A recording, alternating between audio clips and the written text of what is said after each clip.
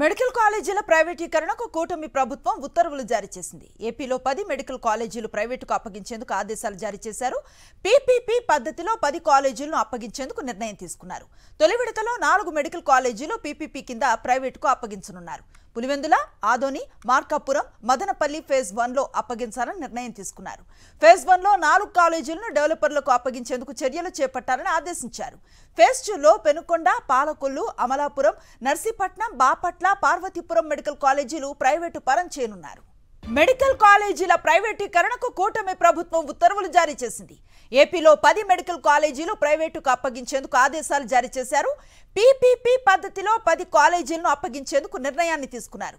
తొలి విడతలో 4 మెడికల్ కాలేజీలు పీపీపీ కింద ప్రైవేటుకు అప్పగించనున్నారు. పులివెందుల, ఆదోని, మార్కాపురం, మదనపల్లి ఫేజ్ 1లో అప్పగించాలని నిర్ణయం తీసుకున్నారు.